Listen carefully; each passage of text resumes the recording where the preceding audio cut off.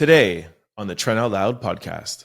It's our first, Drake's first appearance since Not Like Us. I think like in a public setting where like celebrities was around. So what up? It's your boy Trent Out Loud, and I'm back with another episode. All right, it's Monday morning. I am fresh off of a 4-day long weekend. We took here off at the Trent Out Loud Podcast Thursday and Friday to celebrate July 4th, and of course the Friday as well too. But we are back in effect. It's a Monday morning. I feel rested, and I'm ready to give you guys a show. All right, I got 3 lead stories for you guys. So we're going to talk about Michael Rubin's all-white party. Then we're going to talk about Bhad Bhabie posting and deleting a video of her being physically abused by her baby daddy. And Lil Druk's 10-year-old son shot his stepfather, who I guess is Dirk's baby mama's boyfriend. Anyways, we'll talk about that. Then we're going to jump into quick news. We're going to talk about Busta Rhymes, Hulk Hogan. Then I got 2 questions of the day for you. And then we're going to close out, as we always do, with a little bit of sports news. Y'all know what time it is. Turn the TVs, devices, or your radios up. I'm about to start this show. Let's go. Michael Rubin's July 4th all-white parties celebrating Independence Day. So not much of news to report, but everybody was talking about it on the weekend, so I have to do my due diligence and talk about it. For those of you who don't know, did I say Rick Rubin? I meant to say Michael Rubin if I say Rick Rubin. I always do that, change it up. Rick Rubin is a music producer. Anyways, Michael Rubin, did you guys know he is worth $11 billion? It's so crazy. I had no idea.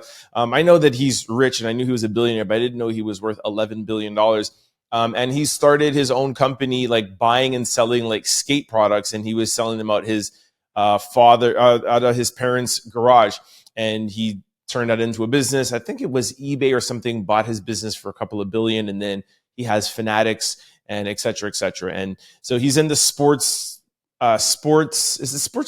merchandising. I think Fanatics is about. I don't know too much about it, but anyways, shout out to Michael Rubin. Everybody else says how much of a nice guy he is, and of course he had his now what is just infamous all-white party. I'll talk to you guys about some of the people who was there. Jay-Z was there, Kim Kardashian, Khloe, Tom Brady, Travis Scott. I'm watching the video right now.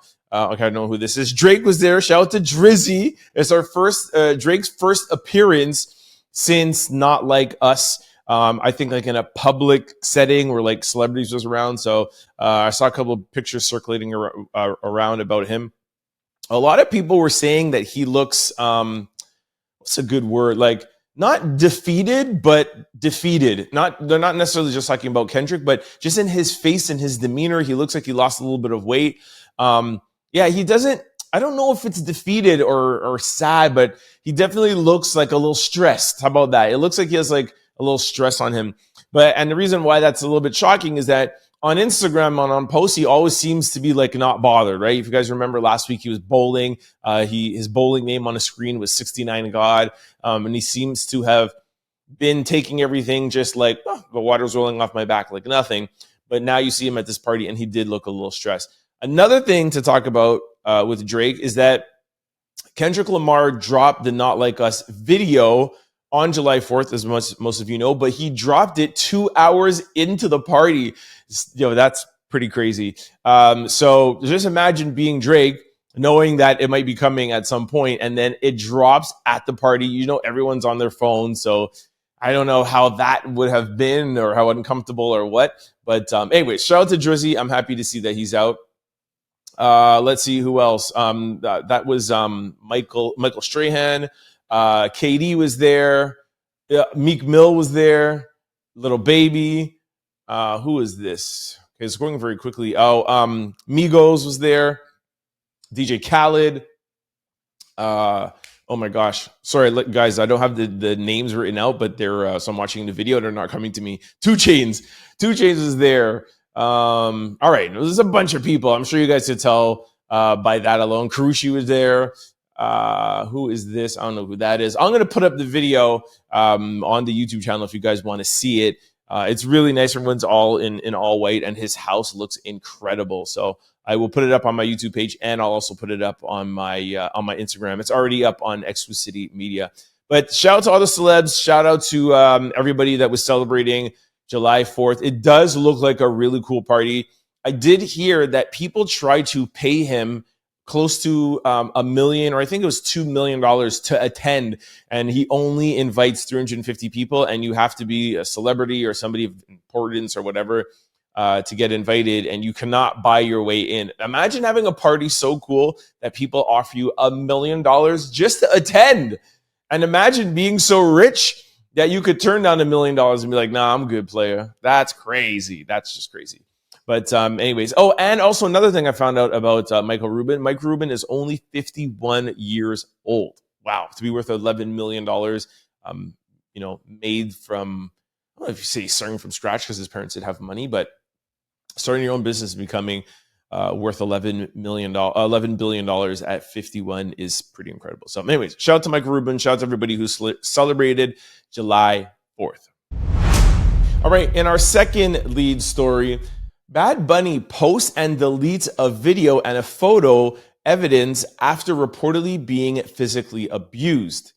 The article starts off by saying, "We are keeping Bhad Bhabie lifted in our prayers. She took to her Instagram stories to share that she is no longer with her daughter's father. She followed up by sharing surveillance footage that reportedly shows her in a physical altercation. She then shared photos of her face beaten, battered, and bruised. We send our love and light to Bhad Bhabie." For those of you who don't know who Bhad Bhabie is, this is the Catch Me Outside girl that was on Dr. Phil, that everybody said that she only had 15 minutes of fame. And we all know the story. She's on OnlyFans, makes $30-40 million a year, and is a rap artist. So for those of you who don't know, that's who Bhad Bhabie is, Catch Me Outside girl. So I will put up the video and I will put up the pictures on my YouTube and my Instagram for you who want to see it. This is not a, for those of you who can't see it, this is not a light kind of like, oh, she got very abused. Like, I don't know how to, the words to use, the technical words, but she was badly beaten. Her eye is swollen shut. She was bleeding. It looks like she may have had stitches. But yeah, there's nothing more to the story. And what I find weird about the situation is just 2 weeks ago, she was on a boat with her daughter's father, her baby daddy, and his other baby mama was there too. And everyone's like, why are you guys on a boat together? And she was like, we are like a blended family. We want to have the kids together, and she's cool with me and I'm cool with her. So it seemed as if, like, they were living this great life. I think she just had the baby, maybe not even a year yet. And then to see, 2 weeks later, you see this. So it's really a sad situation. And so she said, she posts also on her Instagram, she said, "Me and LV ain't been together since May." So, but I don't know. Like I said, I saw it on the boat. I'm sure it was last month. But anyways, she said, "Think this man is going to try to get my daughter from me. Says that will never happen. You're not taking away my baby from me. You're crazy." So I don't know why all these things always have to unfold on social media. Like, she could have just taken this evidence to the police. I do hope this guy gets locked up, and I hope she does press charges against him. And I'll let you know as soon as I hear anything else. If any of you guys have any information or know more about this, I'll talk about it during tomorrow's show. Send me an email, trentoutloud@cfqr600.com. Comment below or send me a DM at Trent Out Loud on Instagram or Exclucity Media on Instagram. All right, in our third lead story, alleged stepfather of Lil Durk's 10-year-old son claims he was shot by the kid during a dispute with the child's mother. So this guy, here it is. So it says, a man named by Joshua Pippin has gone viral after sharing footage allegedly that he has been shot by Durk's 10-year-old son. Pippin says he also shares children with the woman that the son was with the girl who he had the son with. Sorry, I know it's a little complicated. And he also claims that Durk's son shot him over a dispute earlier this month. Pippin says he's speaking out now in hopes of getting full custody of his children.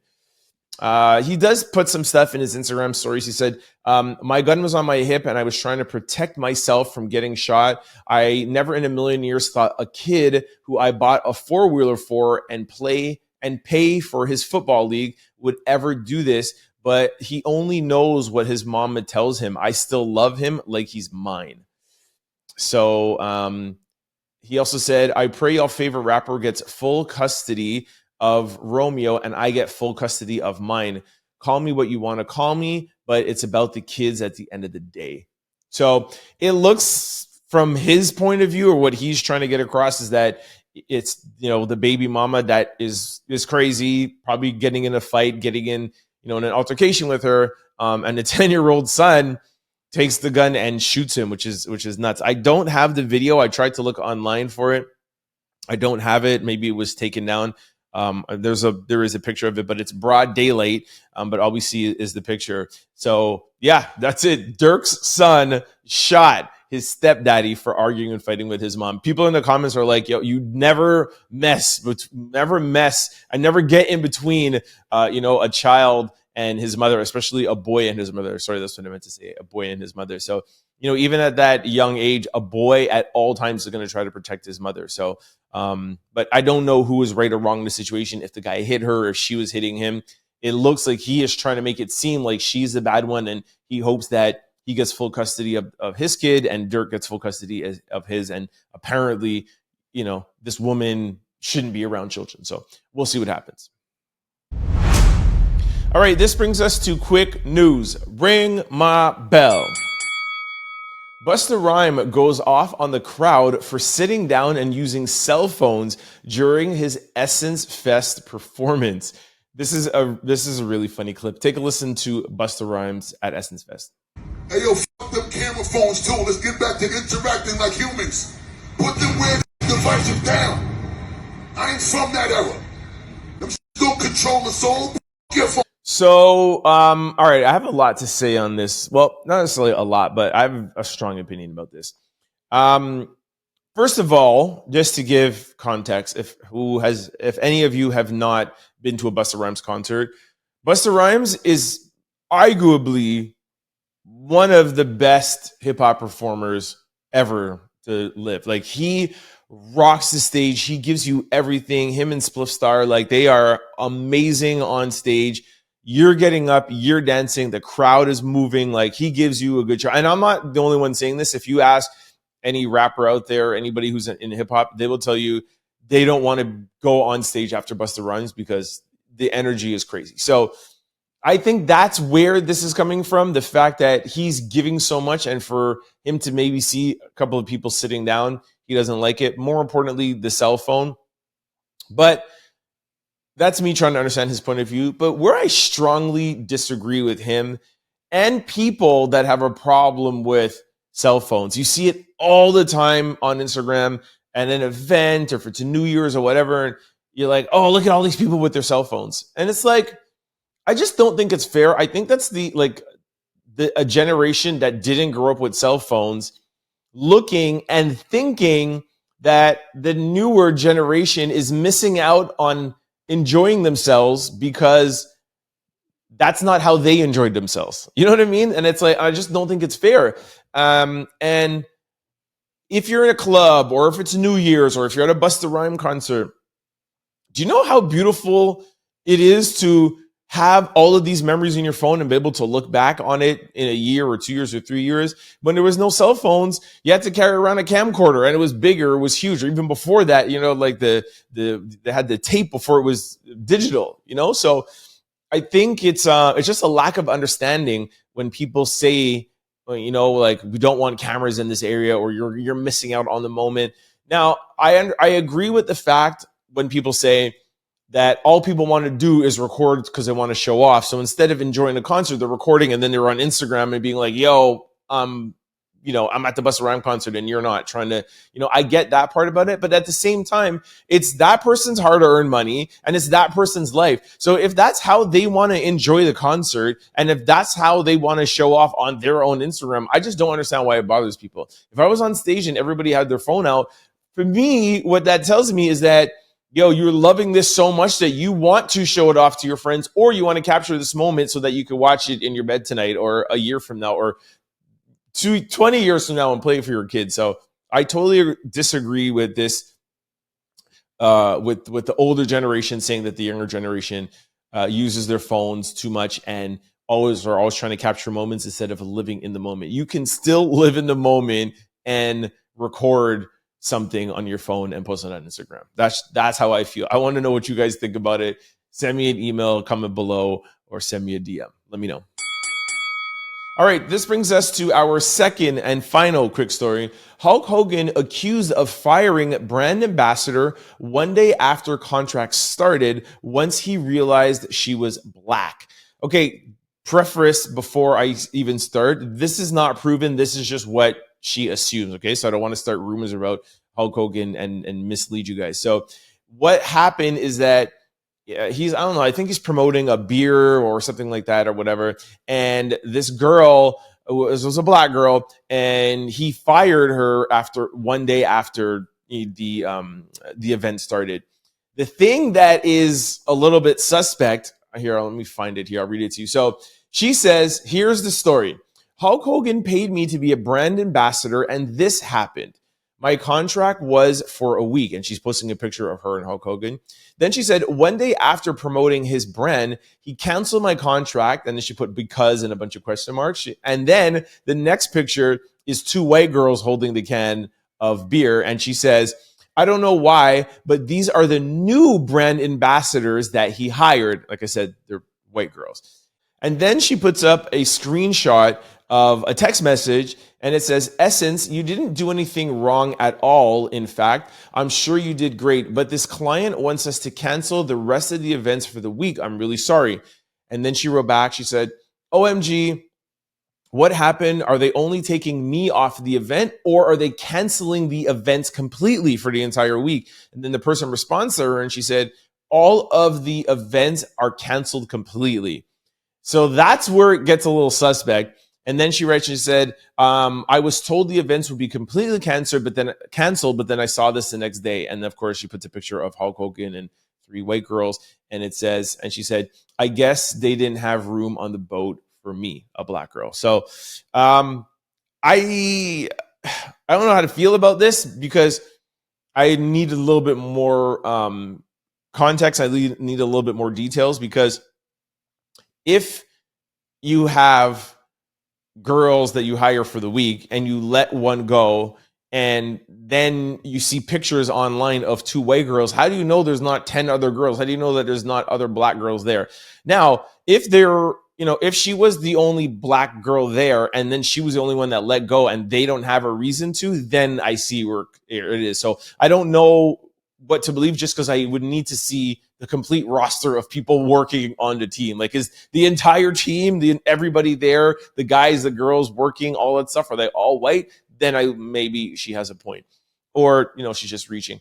But the one thing that does seem weird is that why would the talent agency tell her that it's all canceled, it has nothing to do with her, but then it's still going on the next week? And why would they be so stupid to tell her that the event is canceled? Because obviously she's still in the area. She just worked there yesterday. She could just go and see if the event is back on, and you could just see it online. Like we just talked about, everything is online. People record and post everything. So anyways, Hulk Hogan has always been a pretty good dude for the culture. So we'll see, we'll see how this pans out.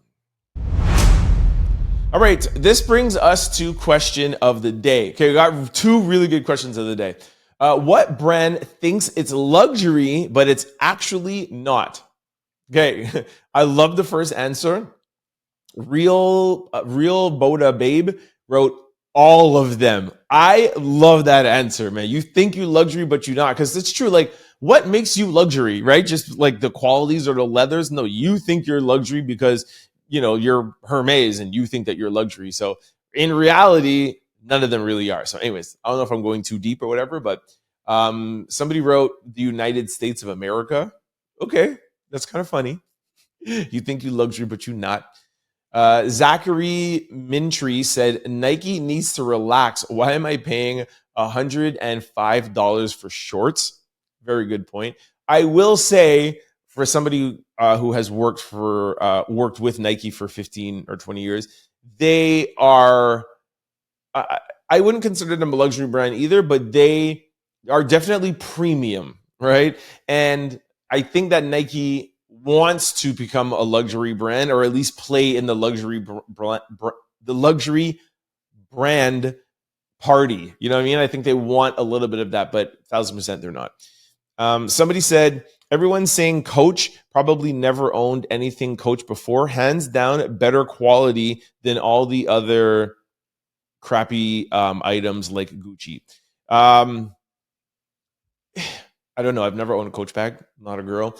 I don't think Coach is luxury.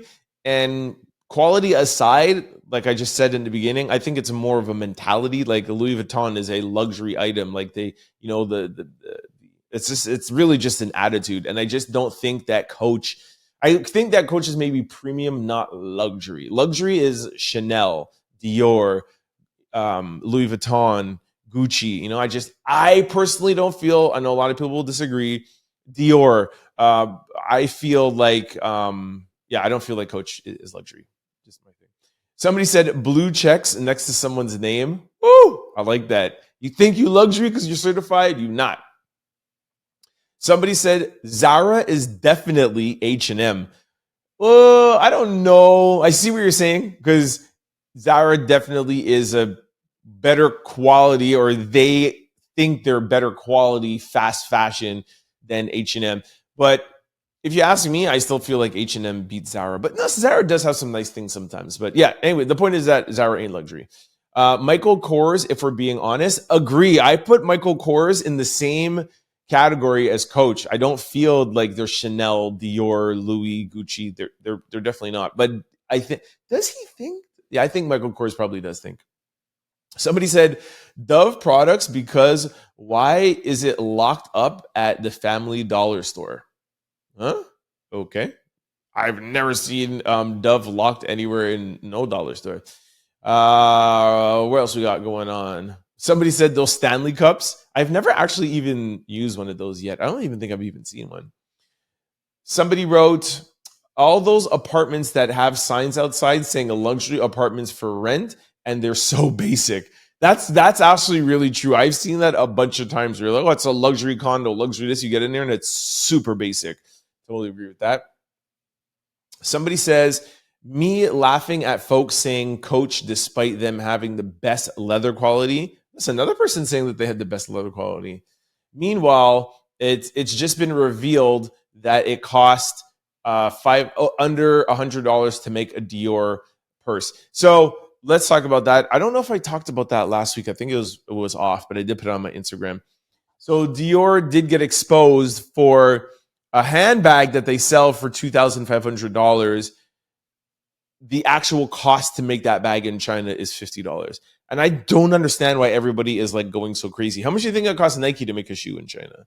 Like, that's why these guys make so much money. They have huge 70, 80% margins because it costs them a fraction of dollars to make. And that's why I'm trying to tell you, it's not what makes luxury is what they think. It's like, why is a lion the king of the jungle? He's not the biggest. It's like he thinks he's king of the jungle, so therefore he is, right? That's the attitude, the mentality of it. So why did I talk about? Oh yeah, Dior.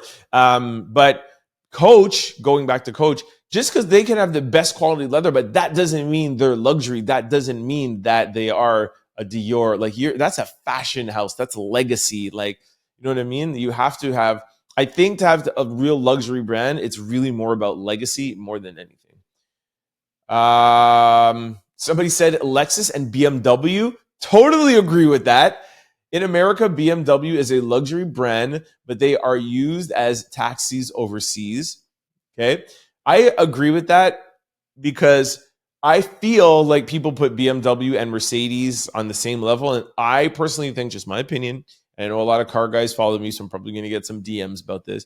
I think a Mercedes is on a higher level than BMW. For me personally, I've never really been a fan of BMW.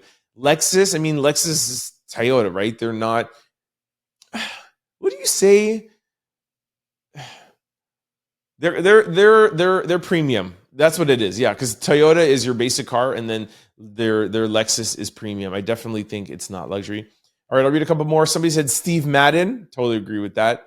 Somebody said definitely Skims, Lululemon, Coach, Stanley, groceries, Nike again, car insurance, Bounty paper towel. That's funny. Michael Kors, Tesla. Yeah, Tesla is not luxury at all. Somebody said the light bill. And then somebody said Gucci. All right. Send me your answers to the question. What brand do you think that they think are luxury, but they're not luxury? Send me emails, comment below, or send me a DM. All right. This brings us to our second question of the day. Who is a celebrity / influencer nobody can make you hate? Sophie Melissa said, did I hear somebody say R. Kelly? Look, I knew that R. Kelly would show up, and you have to hate R. Kelly for what he did. You know what I mean? Like, and I think people get it mixed up saying that, like, I still like his music. You could like his music or even play his music if you want. For me, I find it hard to listen to R. Kelly. I even find it a little uncomfortable to listen to Diddy right now, to be very honest with you. But R. Kelly, it is you have to hate him for what he did. You know what I mean? Like, that's not an opinion, but you could still enjoy his music but hate the person. So it should be easy for anybody to hate R. Kelly. Okay, let's see who else here. People just put pictures. All right, somebody put Megan Thee Stallion. I could see that. She's a good girl. Somebody said God Almighty. Rihanna. Yeah, man. Rihanna could never be hated. 100%. 100%. Somebody said Cat Williams. Somebody said Kim Kardashian. She's a boss.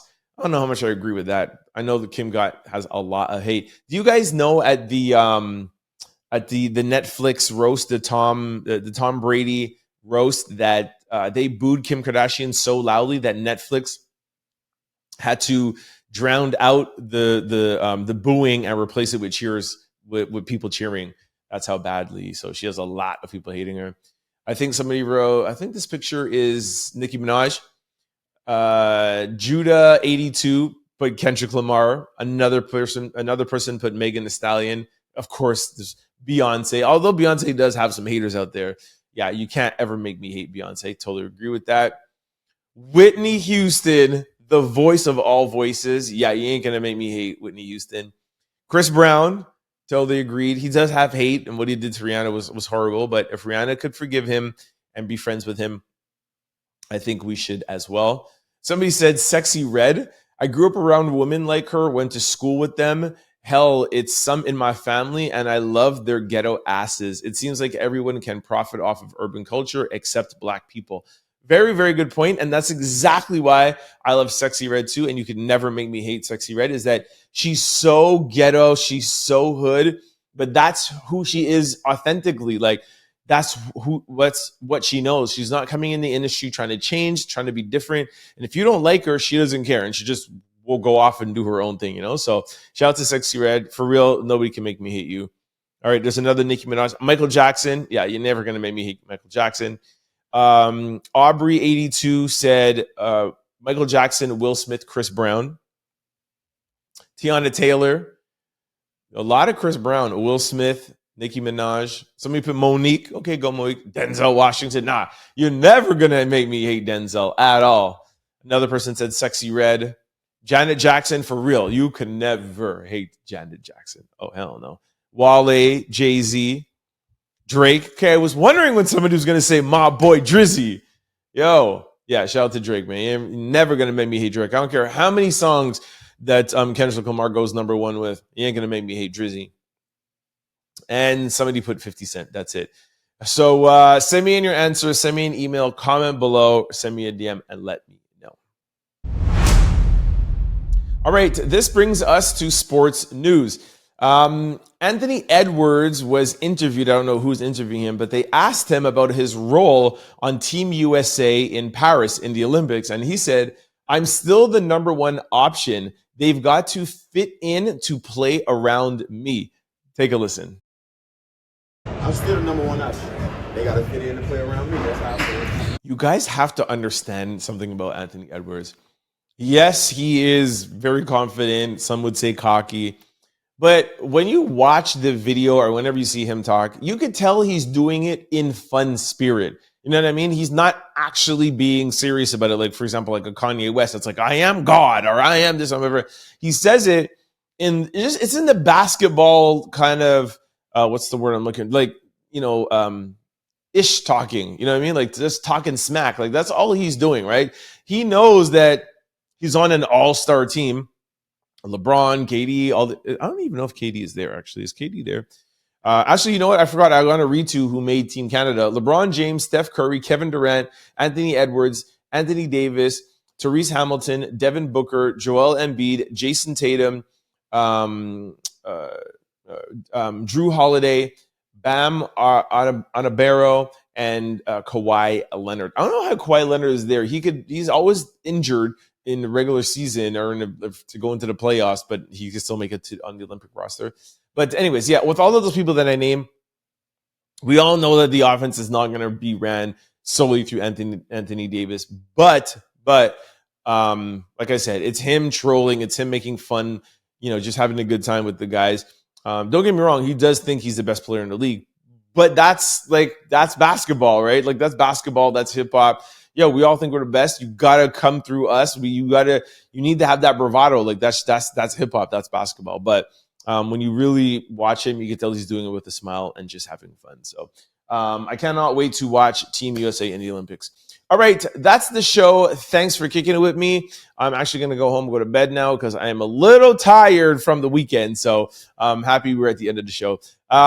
Before I go, got to remind you guys, for those of you who are watching this show right now on YouTube or listening to it on podcast platforms, please try to check me out on cfqr600.com. You can check it out. You could listen to the podcast from any device anywhere in the world, cfqr600.com or 600 AM if you're in the Montreal area. We do play the Trent Out Loud Podcast. We mix it in with 90s and 2000s hip-hop and R&B. And it comes on from Monday to Friday from 11 to 12. On the flip side, if you're used to listening to the Trent Out Loud Podcast on the radio or on .com, and you can't always catch us between 11 and 12, don't worry. Every single show is always uploaded to YouTube, our podcast platform, so you never have to miss a show. Just go to your desired platform, type in Trent Out Loud. The show will pop up. Don't forget to hit the follow or subscribe button so that you can be notified whenever we upload a new show. All right. And to remind people who would like to watch it on video, Spotify. You could tell I had a crazy weekend. Spotify now plays podcasts with video enabler. So I always record the podcast. I always record video, so you could always watch it over there too. All right. That's it. Thanks for kicking with me. I will see you guys tomorrow. Peace. Don't forget to like, comment, and subscribe. It's your boy, Trent Out Loud. Peace.